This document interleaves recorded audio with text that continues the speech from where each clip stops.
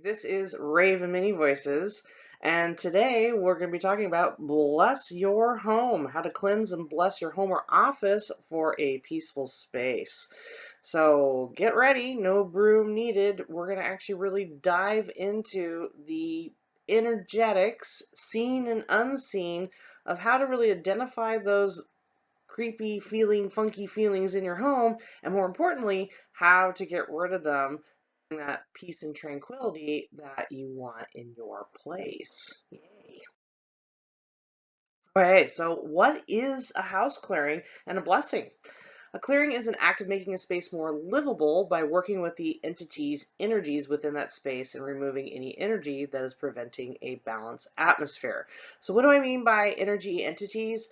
That's right, we're talking ghosts here, but we can also talk about residue or echoes. So sometimes when we live in really old buildings, maybe you live in an old farmstead that was built on top of a battlefield of the Civil War. So if you're back east and happen to be in one of those old places, you can have the residual of that war, of those people dying on your property. You can also just have the surrounding area energies kind of coming into your land, into your house. This also goes for apartments. If you are living in an apartment building, you're renting that space, you're not owning it, and you have the previous occupants that rented your space. So if they were going through heavy times, abuse, a lot of struggle or depression, there can be an echo of that energy in that space still, because walls, brick, stone, which we make our homes out of, hold energy. So any building, any space, be it office or home, can still hold energy from previous events and people. So we want to try to remove that to bring more peace into our place. A blessing is an act of creating energetic boundaries within the space to promote wellness, prosperity, joy for all living beings, seen or unseen. So after you have cleared all that unwanted energy or echoes, those spirits that need to be released, you then create an energetic boundary to help enforce that you want the space to be for joy, love, healing, prosperity. So with that, there is different wards, charms, protections, and we'll talk more about that on how to really protect your home. Clearing needs to be done before a blessing because you don't want to trap any spirits in there that want to be released, or any of those echoes. You really want to release those because you don't want them still there influencing you and other people or your animals in your home. Clearings and blessings can be done anytime, and they can be done again and again. And why do we do a clearing and a blessing? We do that particularly after we have gone through some major shifts. So if you're in the process of awakening, of transforming your life, you've been walking through depression or some major shifts, and the last couple years have been a lot of really reviewing ourselves, changing patterns, changing relationships, changing our jobs. It's been a lot of change the last few years. So this is definitely prime time to really clear out that funky old energy out of your house, your living space, and set new boundaries because you've created new boundaries within yourself. So you want your home to reflect those new boundaries and new self that you have been transforming into these last couple of years. So what causes negative energy in your house or home or apartment? What causes that echo, that energy? So one of the questions you need to ask yourself, especially if everything's been feeling fine and then all of a sudden the house feels funky, is what did you bring home from work, school, or life to process? So a lot of times if our job is really stressful, school is really stressful, or around like family members that are going through pretty heavy processes, we can actually bring those entities, energies, and well, along with us home. So it's really important that we identify boundaries, that we don't bring our work home with us, bring that negative energy, that negative boss that's really annoying you. You leave that energy and that process at work so that you don't bring that energy home into your house. Illness, stress, transitions, transformations, relationship problems, and even lessons can bring energy.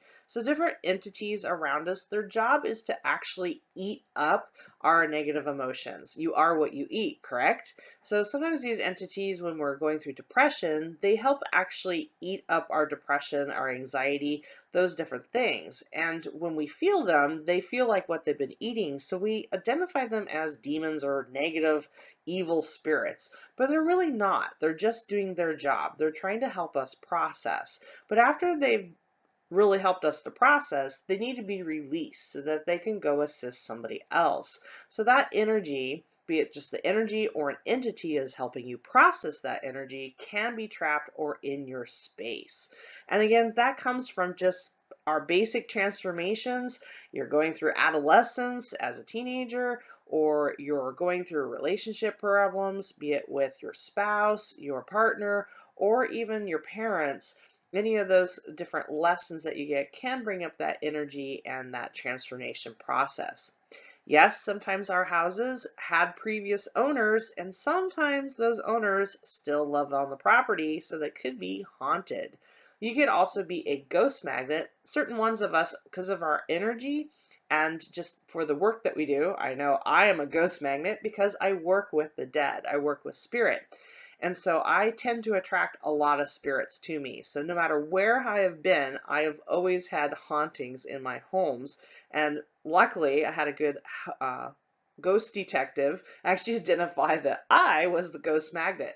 So, which made it great for her because no matter where I was, they tend to just flock to me. So you might want to check in and make sure that is it the house that's haunted, or are you attracting spirits to you? And if you are, then that would be a good time to sit down and work with your spirit guides to create better boundaries with these spirits so that they respect your time and also allow you to sleep at night. If you're waking up a lot in the middle of the night, this could be your ancestors or spirit guides trying to get your attention. Again, having that particular guide, animal, angel, Archangel Michael is a good example. He's really good as a bouncer to help protect you and to keep all the other spirits in line so that they can let you sleep. You also want to take a look at the land. Sometimes our disturbances in the house could actually be a disturbance of the land. This could be due to construction, toxins that are actually in the soil. What do I mean by that? This could be an old gas, a lot of gas or oil heating of old homes. Sometimes a tank is still left on the property, and if not properly deconstructed or sealed, they could still be leaking that oil into the soil, which causes toxins, which can cause a disturbance. And then sometimes there's just trapped energy. Again, that would be the echo from previous history might be rippling through the land. Also in the land, you could have a convergence where ley lines cross, and this could be a vortex or a portal, as they're called. These portals are used by fairies to help bring energy from one realm to the other. They could be used by Star Nation aliens. They could be used by the dead if it's close to a graveyard, or where a natural place where wildlife likes to die. That energy can be on your property and affect your home with spirits coming in and out, or just energy fluctuations. Also keep in mind that sometimes entities, energies, and ghosts can be attached to items.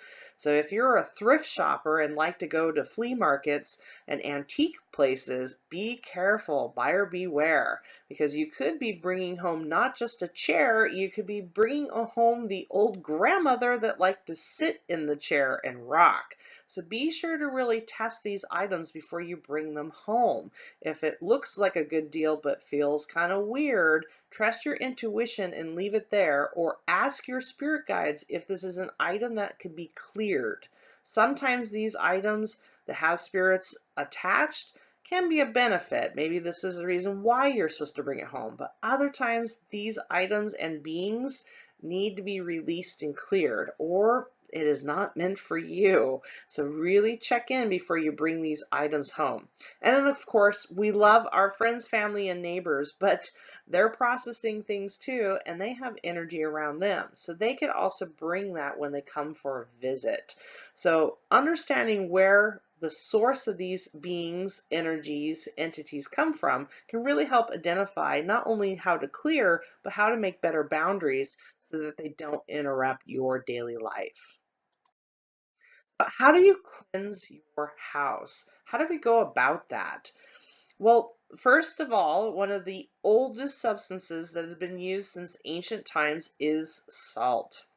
Salt being from a cave mined out of the earth or dried out of the sea is a purifier. We've used that for eons to purify our meat and food, to salt it, to preserve it. We also know that salt is a cleansing agent. We used it to wash out wounds, but we can use it in our home. So we can use it to banish out negative energy that are clinging to an object, like one of those antique things that you want to bring home, a person like yourself, or an area. You sprinkle that salt around the room to put yourself and others at ease. So how do you do that? You get yourself some sea salt is my favorite, but you can use regular good old table salt too.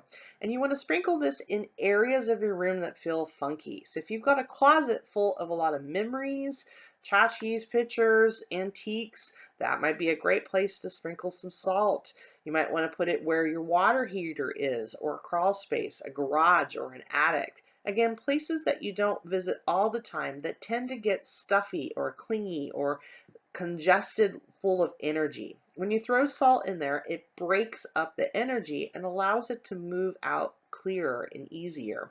This is particularly handy when you're doing the blessing, because you want to stir up these areas that are stuck so that the energy can leave your house. Another common thing for blessing, cleansing your home is sage and smudging. Sage is an herb that's found all across the Americas and other parts of the world. This beautiful herb is amazing at clearing out negative energy for yourself, sacred items, and of course your space. So once you use sage, you can use that with your feather fan or even just your hand, and you're calling those protective guides to help clear out with that smoke of the sage to clear that negative energy. You can also use cedar, lavender, juniper, sampalo wood, and frankincense. There's lots of different kinds of smudging herbs that you can use in your space. Charcoal. Charcoal, again, is another beautiful thing that we have used since ancient times to purify water, to take toxins out, making it easier to drink. It's what's in your Brita water filter that you use all the time, but it also absorbs negative energy. So charcoal is an amazing thing to use for healing and also clearing of your space. When combining charcoal and sea salt, it's an effective way to remove negative energy because the charcoal absorbs that negative energy and the salt cleanses it. So it's a self-cleansing mixture. This is amazing to use, and because it is so basic, just a little bowl full of charcoal and sea salt, you can put this anywhere, including your office, your desk, and most people just think it is a deodorizer. They will not know the actual intent of what it is unless you share that with them. Be sure to keep an eye on the charcoal. If it becomes very wet, then it means that it's come across a large amount of negative energy, and it is definitely a time to do a house cleansing. And if the charcoal sea salt over time becomes mushy, definitely time to replace it. Sometimes it just gets really dusty and really gray. That's a good time to replace it every year or so. Just replace the whole container. You don't need a lot. A small bowl will be perfect. You can get chunks of sea salt. Even Himalayan sea salt is beautiful too. You can use that, the nice pink color. And charcoal, a good tip to find charcoal is go to your local pet store or online. Aquarium charcoal comes in small granular pieces used to help purify water for fish tanks. It's pure charcoal and works perfectly again combined with the salt, and looks quite beautiful together in a nice decorative bowl.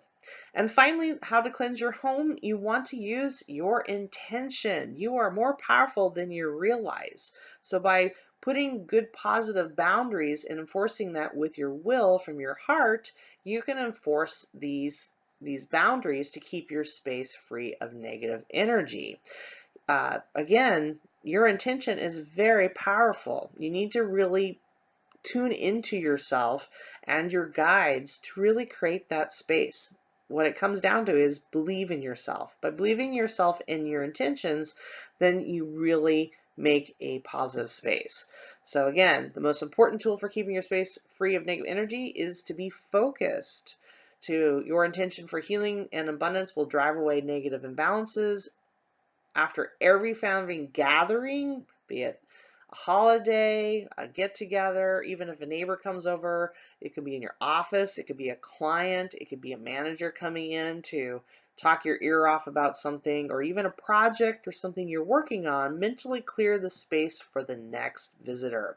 This works really well for all you practitioners out there to really help so that you are not continuing to process for your clients. Be sure that you state that you are done receiving information for that beautiful person that you've been working on healing, be it Reiki, be it counseling, whatever service that you're providing. Be sure to thank those beautiful guides that are helping you. Disconnect from that information and ask for that energy to be cleared, creating a void that spirit can then bring the next customer or client in to fill. The universe hates voids, so this is a wonderful way to create a continual pathway for abundance and prosperity to come in for your practice. This can be done for your store or wherever. So definitely make this a practice to clear your space. This routine will create a positive area effect and bring insight and abundance and really lessening the energetic load to yourself. By practicing keeping your space clear, it allows you to be more focused. So definitely a practice, and it can be a simple practice as just ringing a bell after you're done with the session or lighting some incense, or you can have a special mantra that you say. Again, be it your house, your office, or even yourself, these practices and using these tools can really help create a beautiful space for you to be clear and focused on whatever you want to put your attention to.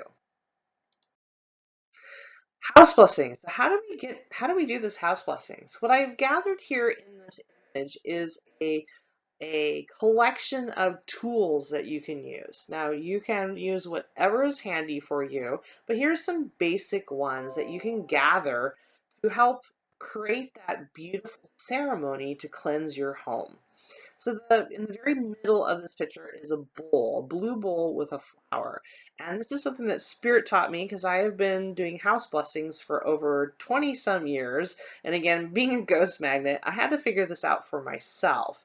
But I also realized that as I did it for myself and people would come and feel how wonderful my house would feel, and then also how much they could see spirit, because I set it up that I could see spirit. And around my medicine wheel, around sacred space, the ease of being able to connect with spirit was something that my friends and family and clients wanted too. So they asked me to come and bless and cleanse their spaces. So I became a Ghostbuster, a house blesser, and I've done it for years. And my guides, when directing me to put together my kit to help people, one of the first things to have me gather was a bowl for water.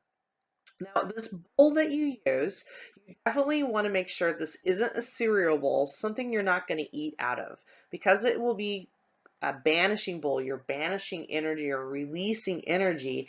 It'll be good for a cleansing bowl. So this is something that you could use with salt in it to cleanse your stones or sacred objects afterwards, but definitely something you would not want to eat in after using this bowl.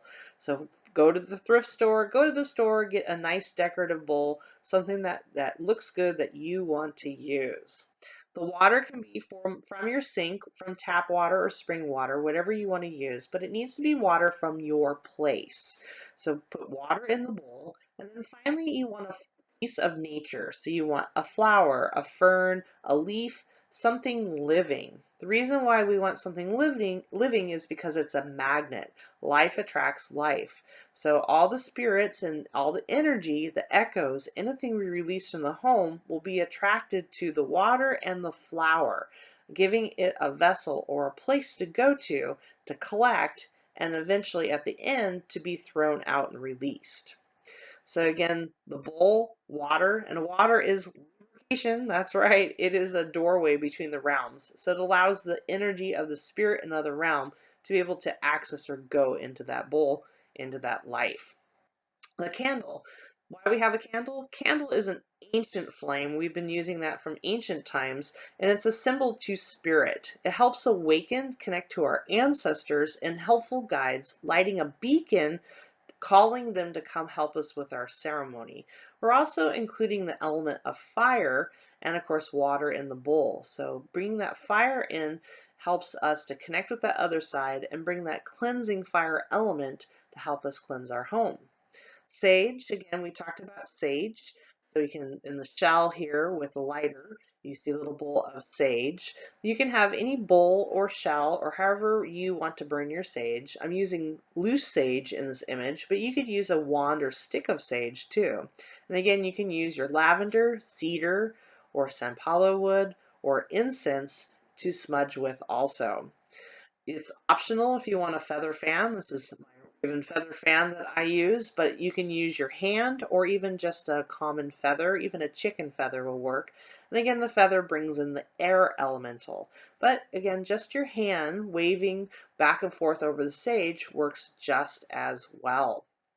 Again, don't forget your salt and your charcoal. In the white bowl right here in the middle of the image below the water is my bowl of sea salt and charcoal. It's a little washed out in the image, but that is salt in there with charcoal underneath. So you can keep them separate until afterwards or mix them together with the bowl. We'll use that afterwards after we have cleansed. A singing bowl or a bell also helps. The bell is an amazing instrument. As it rings out, that pure tone of the bell actually will bounce off of spirits, ghosts, and energies within the home. So as you ring the bell, if you hear a warble, wah, wah, wah, wah, wah, is what it sounds like, that's actually it bouncing off of those spirits. As you continue to ring the bell, the sound should get clear. So it's a wonderful way to physically and auditorily hear that energy clearing. And again, ringing the bell calls those helpful guides to come help clear your home. This is a Tibetan bell with a dorje top, and this is a Tibetan singing bowl. But you can use any bell, a little jingle bell, any kind of a bell to ring and make that sound. Don't forget your stones. Right next to the dragon on the top is a rather large piece of citrine. Lots of different stones can be protective and cleansing.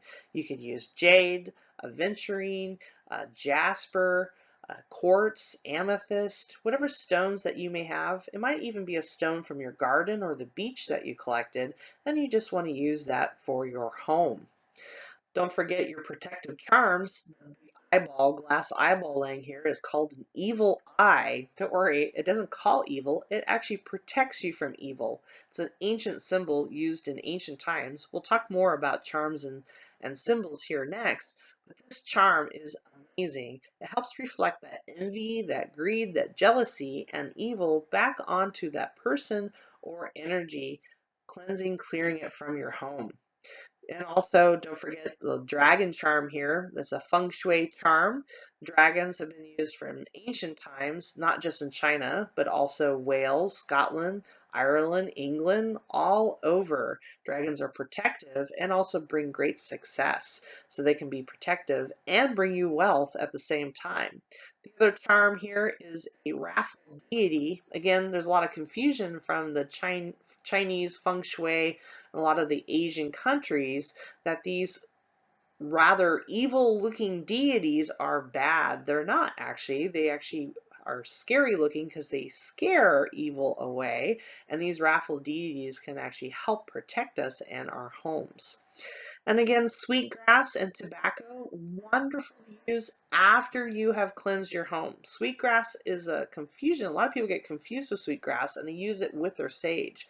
Sweetgrass should always be used after sage because it calls your helpful beings. So you want to smudge with sage first, or any of those different ones I mentioned, cedar, juniper, frankincense, to clear negative energy. Then you light sweetgrass to bring those helpful spirits in to help you.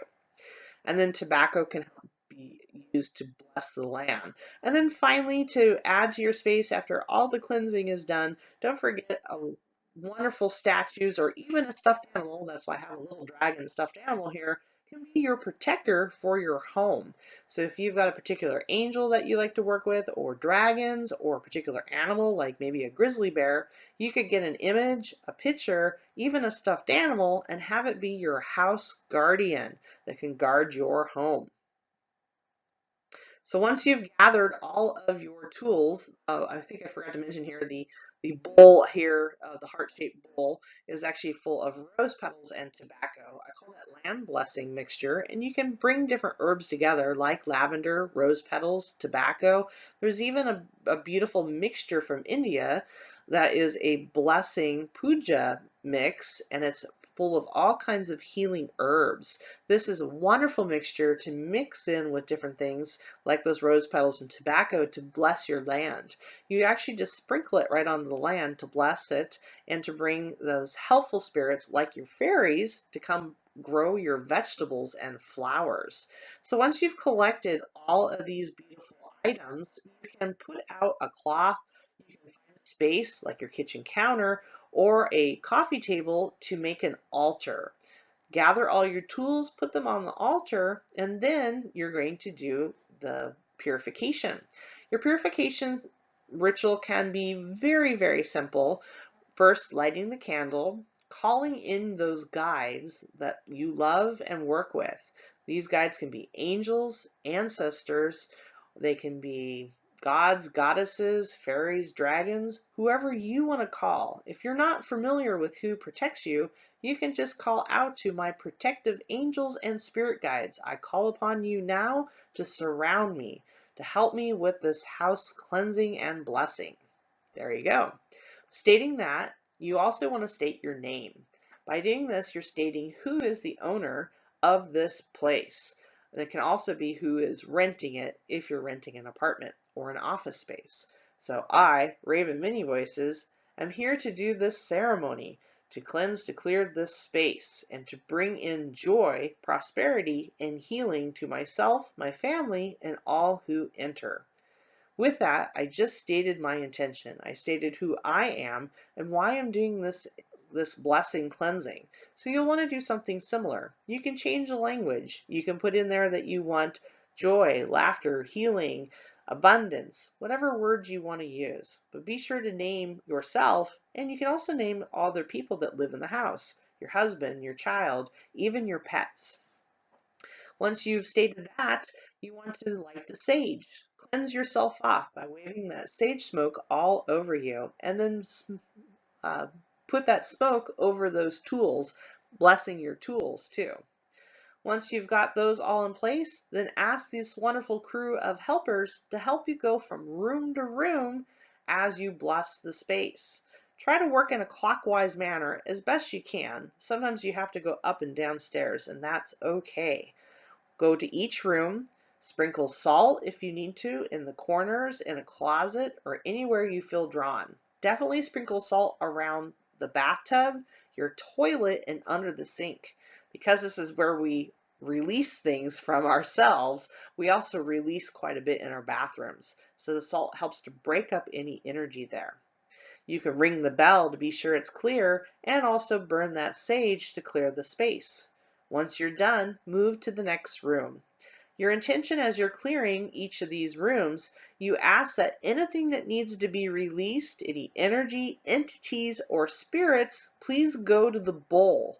Please go to the bowl of water. This is why the bowl of water is very important.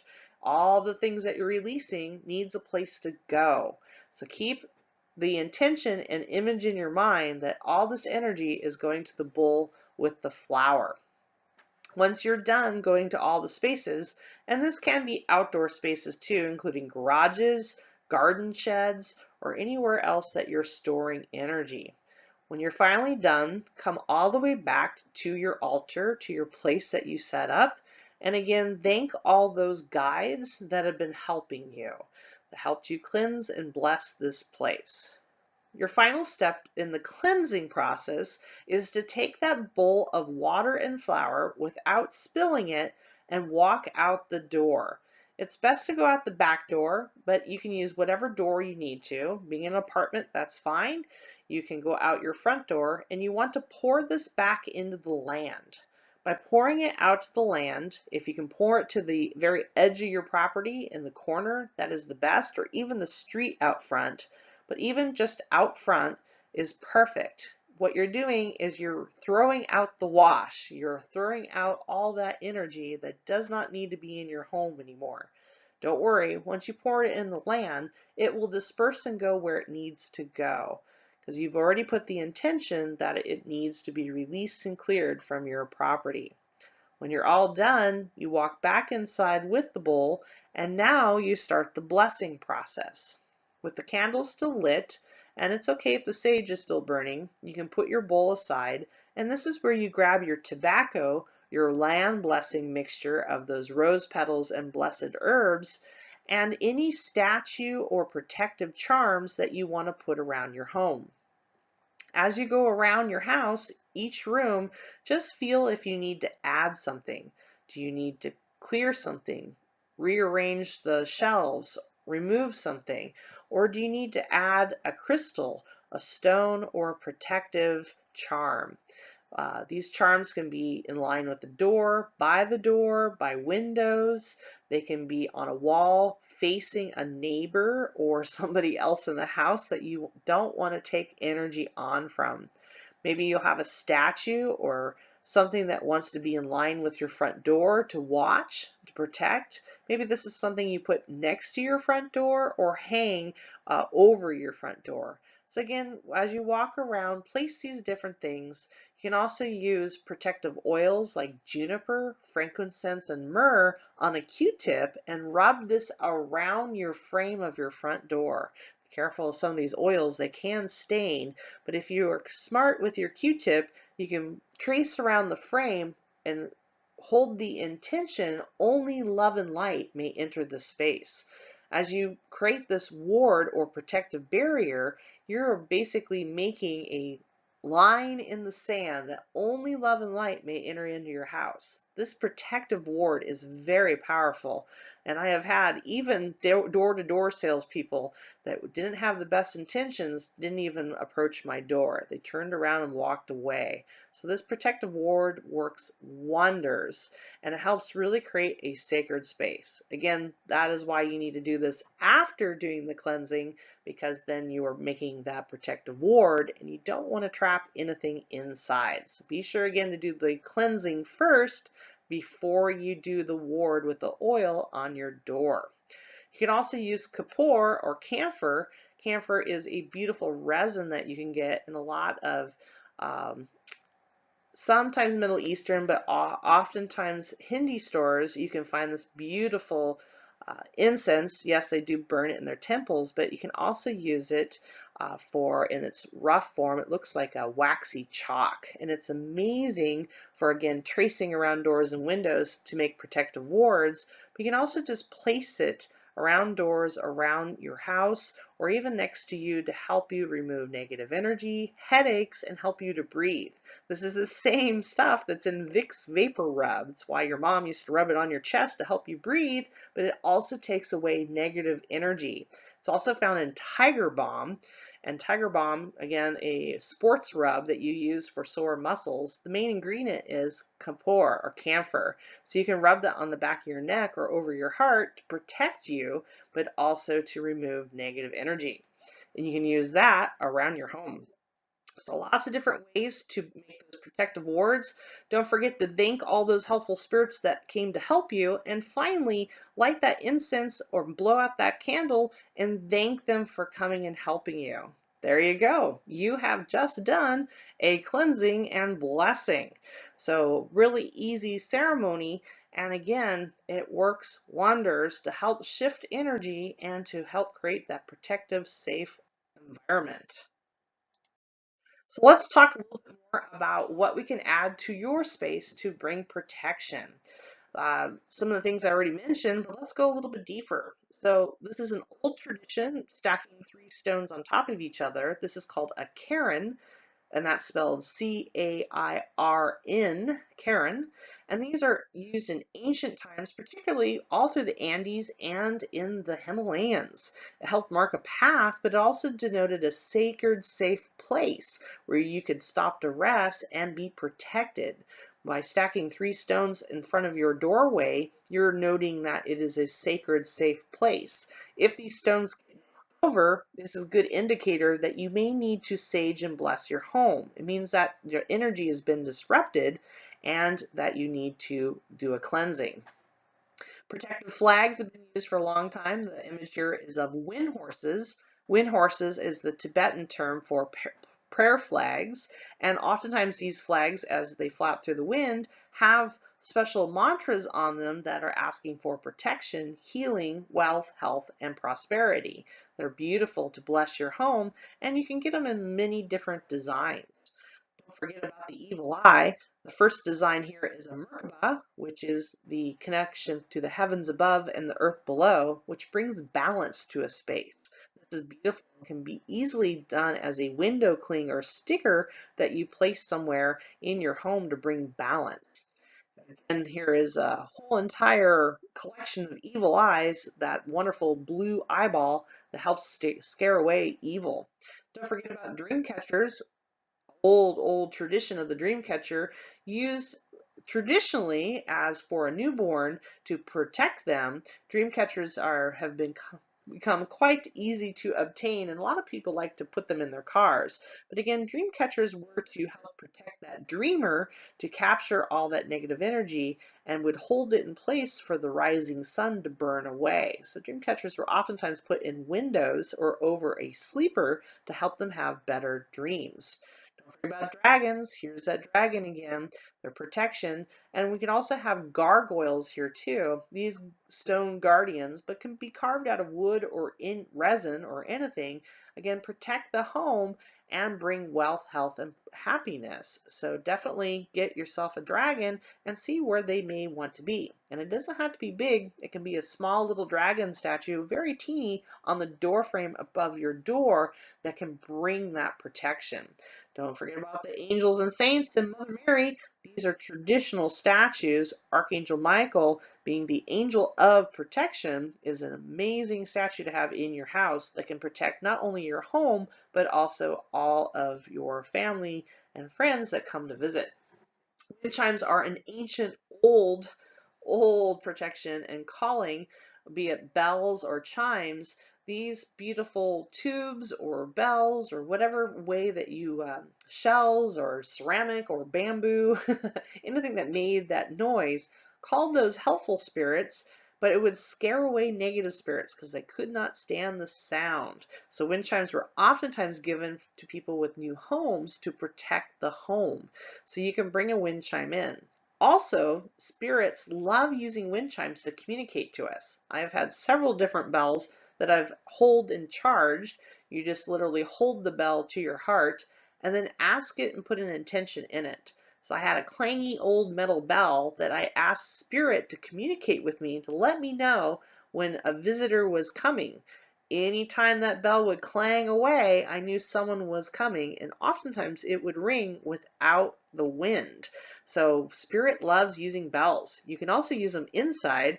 Our computer fairies are notorious for trying to get our attention if there's something wrong with our computer. So you can use a bell over your computer to help the fairies get a hold of you, or even your spirit guides. Again, you can hold each bell and put an intention of health, prosperity, wealth, so that each time that note is struck by the ringer, it is putting that prayer or intention into the air. So wind chimes are a beautiful addition to your home.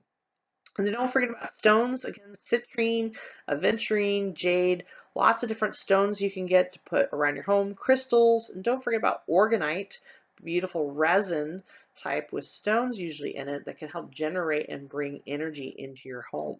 And don't forget, kind of covered up here with the video, but there's all kinds of oils you can use. And again, you can get this in powder form, essential oil form, and you can use that around your house, including juniper, frankincense, myrrh, sandalwood, lemongrass, lavender, copal, sweet orange, sweetgrass, orange, cedar, and vanilla. Yep, that's right. Even vanilla bean and the real stuff, not the imitation, has been used by South American tribes as protection.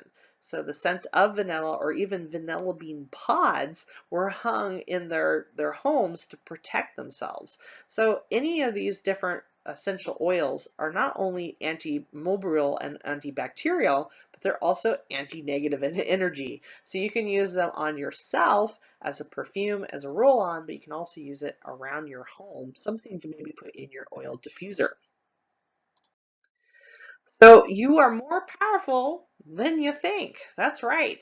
So be sure that you're asking help from your angels and protective guides. I mentioned Archangel Michael, but you can call upon the dragons, you can call upon a bear, a whale, a moose, wolves. You can call upon a god or goddess, Odin. You can call upon Shiva. You can call upon Jesus or Mother Mary. So, or even your ancestors. Ask these guides to come protect you. Angels are wonderful to call upon. You can see and visualize their wings, wingtip to wingtip, surrounding your home, your car, or your office, making a bubble of energy and sacred space. This can make a calm place in when there's a lot of chaos happening and people are processing, or your work is really chaotic. You can create a safe space, a bubble where you can be calm. So definitely call upon those guides to help you and to create that space. Be sure to clear your home and office after every visit. I mentioned that when you have clients, you want to be sure to disconnect from that flow of energy about them, but also to clear their energy afterwards. And this can be a class space you're in, maybe somewhere you're visiting, your office. Be sure that you clear. It's a good way to clean up after yourself, but by creating that negative space or cancel clear that, not negative, an empty space, I should say a void. By clearing a void space, you are inviting the universe to bring more clients. So it creates a positive flow of energy into your life.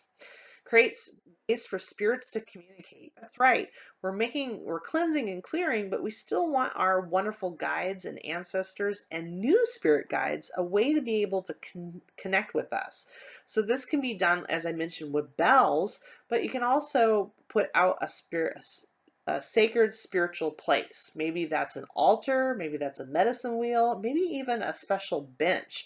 You'll see in the next image here, in the next slide, I made a special bench where the spirits could come talk to me and wait until I was ready to talk to them. Sometimes spirits can be pretty pesky to get our attention. So by making sacred space or a meditation time, it allows them to talk to you, but also you get to dictate when you want to talk to them instead of them waking you up in the middle of the night. Sage often and do the blessing ceremony when things feel funky. So don't be afraid to do the sage. When you've done a major house or office blessing, cleansing and blessing, really you just have to do a little bit of upkeep. Ring a bell, light some sage, or even just with your intention, clear the space. Really, we only need to do a large blessing or cleansing when we have large transformation or we are the first time moving into a new space. So again, do that ceremony when things feel funky. And don't be afraid. You can do it as simply or as complex as you need to, and you will not undo anything you've done before. Doing the blessing ceremony not only puts the space at a more peaceful state, but it puts yourself at ease and grace too. So be sure to include yourself in that ceremony. Believe in yourself and your boundaries that you create. Your intention is huge. You get to dictate this space. So really believe that those angels, those guides, and the wards that you put up are protecting you. You dictate what comes and influences you. So believe in yourself and believe in your guides. Although spirit realm is invisible, there are rules that can be enforced. Remember, your intention is what determines your surroundings. If you fill your heart with healing and abundance, so will your life be healing and abundant. You get to dictate what and where and how energy affects you. So be sure to keep yourself focused in having that abundant, beautiful, healing life. So don't forget to co-create that sacred space that you desire. That's right. So thank you so much for attending the class today. I'm hoping that you're walking away with a better idea of what a cleansing and a blessing is and just how easy it is to do. If you remember what I mentioned a bench I made here in the image. You can see the bench. I painted on here a special veve, a special design of the crossroads, inviting spirits to come sit. On here are little symbols, namaste, there's a om symbol on here, and all kinds of stuff to really invite that spirit, but also to hold the intention. As it says on here, may great spirit bless all who enter here. So this is a great entry piece that it was a simple mission style bench that I bought for not very expensive and painted it myself. But this can be maybe a little plaque, a piece of wood, even a piece of paper that you write that blessing on, to roll it up and then put it somewhere by your front entryway. Again, creating that intention of what you want and how you want to interact with spirit. So I'm really, again, hoping that you got what you needed out of the class today to, again, go into your office or home and do a blessing, a cleansing, and really create that beautiful atmosphere, that home that you desire. If you have more questions or need some help doing that, definitely reach out. Go to my website, ravenmedium.com, for more information, and I even assist with house blessings over the phone. So I don't have to just be there in person, because I know some of you are all around the world. So definitely reach out and give me a buzz. And then don't be afraid to learn more. Learn more about Feng Shui, Vishnu, because these are beautiful ways of reorganizing your things in your home to bring more flow and prosperity into your life. And there's a lot of different sacred ceremonies out there that can really enhance your home. And some of those sacred ceremonies are just taking the time to connect with spirit. So as you create more sacredness in your life, your space will reflect that. So definitely get curious and go learn some new things. Bring those ceremonies, those understandings into your daily life, helping you to connect more deeply with spirit. And finally, trust yourself. Your intuition's right. So again, if you find an object or something, or you feel kind of funky in the house, trust that gut feeling, trust that heart. Time to get the sage out. And maybe it's time to let go of some items. Remember, items isn't just what we brought in. Sometimes when we receive a present from somebody and we've fallen out of that relationship, or we're done with that phase of our life, that particular wardrobe we wore for that office job, or that item connected to that person might be something that we need to let go of. So definitely do some sprucing, some cleaning up in your house and let go of those items, because they're not just items, they're vessels of energy. And if you're done, they need to go. So happy cleaning of your house, and may your beautiful space that you cleansed and blessed be full of healing, wealth, and happiness in your life. Thank you so much for allowing me to assist you today, and many blessings to you. Namaste.